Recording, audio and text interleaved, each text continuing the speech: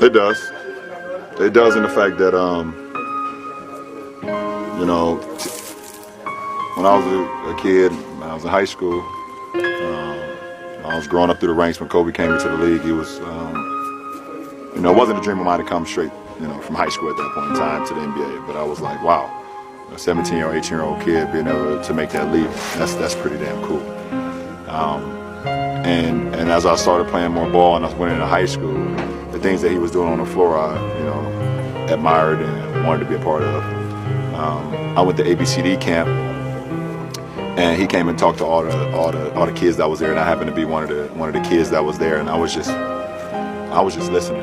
I was just trying to soak everything up I could, you know. And I remember one thing that he said. He was like, if you want to try to be, you know, great at it, or want to be one of the greats, you got to put the work in. You know, there's no substitution to work. And I was a 15-year-old kid at that camp. You can actually find the footage of him at that camp.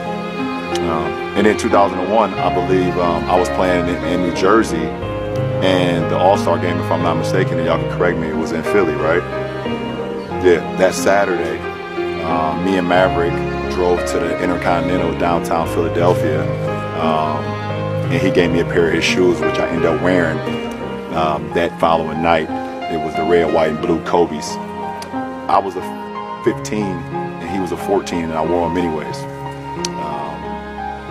And I sat and just talked to him for a little bit. He gave me the shoes. I rocked them in the game. And it was the same night that we played Oak Hill against Melo. And then I saw what he was able to do the very next night, winning MVP here in Philly. That following night. As I got drafted, I still just admired him.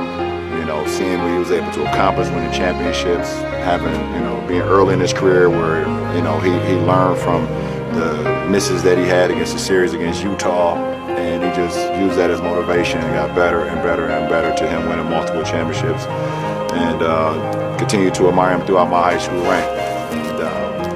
And then as competitors, just seeing the work ethic that he put into the game.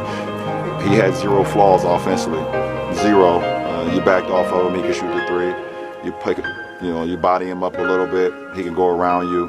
He can shoot the mid-range, he can post, he can make free throws. He had zero flaws offensively. And, you know, that's something that I admired as well, just being at a point where the defense will always be at bay, where they couldn't guard you at all offensively, where you just felt like you were just immortal offensively because of your skill set and your work ethic. We take it down to 2008 where we become the Redeem team, and it was a dream come true for me to be able to line up alongside of him. Just admired him for so many years, and seeing him from afar, and then being able to be in practices with him, and you know, me watching and learning.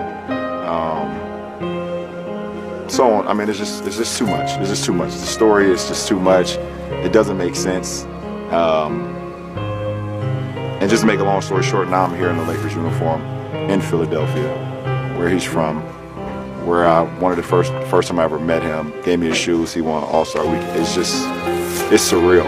It doesn't make no sense, but the universe just puts things in your life, and I guess when you live in the right way, or you just giving everything to whatever you're doing, things happen organically, and it's not supposed to make sense, but it just happens. And I'm happy just to be in any conversation with Kobe Bryant, one of the all-time greatest basketball players to ever play, one of the all-time greatest Lakers. The man got 2 jerseys hanging up in Staples Center. It's just crazy.